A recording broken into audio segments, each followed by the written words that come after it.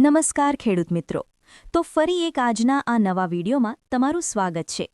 તો મિત્રો આજે આપણે વાત કરવાની છે કે પીએમ કિસાન યોજના 2024 એટલે કે મિત્રો 22મો હપ્તો ખેડૂતોના ખાતામાં ક્યારે જમા થશે. તો મિત્રો 22મા હપ્તાની તારીખ જાહેર થઈ ગઈ છે. તે તારીખ કઈ છે અને કયા ખેડૂતને 2000 મળશે અને કયા ખેડૂતને 4000 મળશે. અને મિત્રો 22મો હપ્તો મેળવવા માટે શું કરવું પડશે એટલે કે કયા કયા દસ્તાવેજો અપડેટ કરવા પડશે અને 22મા હપ્તાનો લાભ લેવા માટે નવી યાદી જાહેર થઈ ગઈ છે મિત્રો. તો નવી યાદીમાં તમારું નામ છે કે નહીં તે કઈ રીતે ચેક કરવું તે આપણે આગળ વિડીયોમાં વાત કરીશું. તો મિત્રો વિડીયોની અંદર અંત સુધી બન્યા રહેજો એટલે તમને ખબર પડશે કે તમને 2000 મળવાના છે કે 4000 મળવાના છે. તો મિત્રો વિડીયોને શરૂ કરતા પહેલાં તમે ચેનલ પર નવા હોવ તો ચેનલને સબસ્ક્રાઇબ કરી દેજો અને વિડીયો પસંદ આવે તો વિડીયોને લાઇક કરી દેજો. તો મિત્રો આપણે આગળ વાત કરીએ કે દેશના કરોડો ખેડૂતો માટે મોટા ખુશીના સમાચાર છે. પીએમ કિસાન યોજના હેઠળ 20મો હપ્તો ફેબ્રુઆરી-માર્ચ 2024 દરમિયાન જમા થવાની અપેક્ષા લાગી રહી છે. ઘણા ખેડૂતો પહેલેથી જ પોતાના ખાતામાં રકમ ક્યારે આવશે તેની રાહ જોઈ રહ્યા છે. જો તમે પણ આ રાહ જોઈ રહ્યા છો તો પાત્રતા અને લાભાર્થી યાદીમાં હમણાં ચકાસી લેવું જરૂરી છે. એટલે કે મિત્રો તમારું નામ લાભાર્થીની યાદીમાં છે કે નહીં તે ચકાસવું ખૂબ જ જરૂરી છે. સમયસર ઈ-કેવાય છે, બેંક એકાઉન્ટ અને જમીનના રેકોર્ડ અપડેટ ના હોય તો હપ્તો અટકી શકે છે. તો મિત્રો તમે પણ સમયસર ઈ-કેવાયસી, બેંક એકાઉન્ટ અને જમીનના રેકોર્ડ અપડેટ નહીં કરાવ્યા હોય તો તમારો હપ્તો અટકી શકે છે. તેથી આગળ વધતા પહેલાં જરૂરી માહિતી જાણવી ખૂબ જ મહત્વપૂર્ણ છે.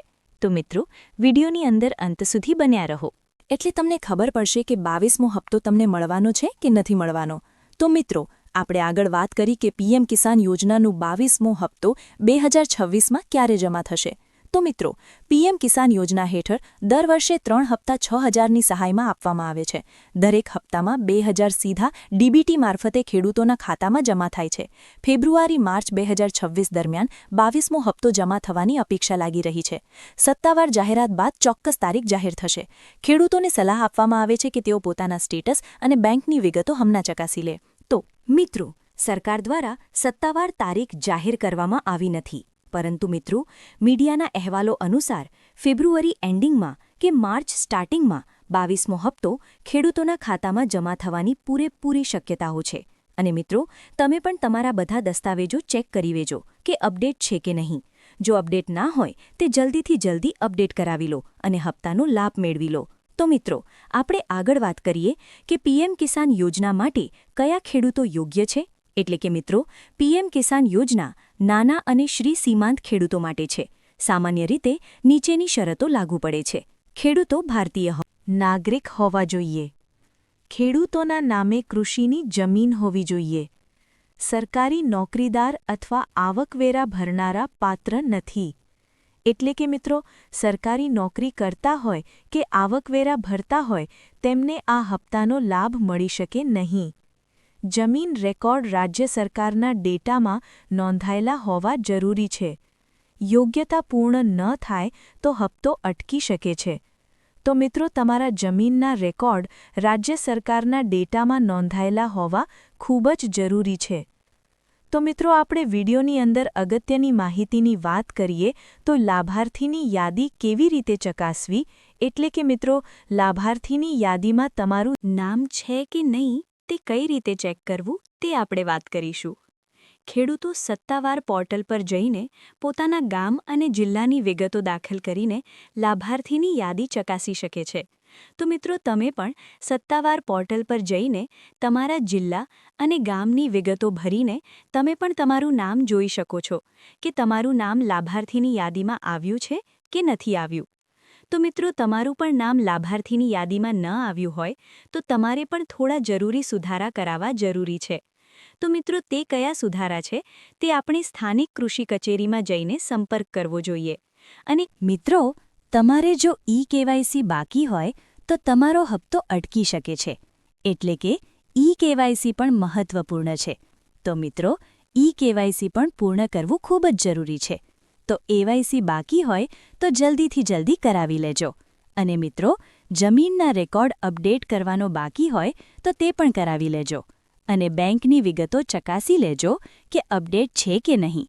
નહીં તો મિત્રો, આપણે આગળ વાત કરીએ કે ઈ-કેવાયસી કેમ જરૂરી છે. પીએમ કિસાન યોજના માટે ઈ-કેવાયસી ફરજિયાત બનાવવામાં આવી છે. ઓટીપી આધારિત આ બાયોમેટ્રિક પદ્ધતિ દ્વારા ઈ-કેવાયસી પૂર્ણ કરી શકાય છે. જો ઈ-કેવાયસી પૂર્ણ નહીં હોય તો આગામી હપ્તા પર અસર પડી શકે છે.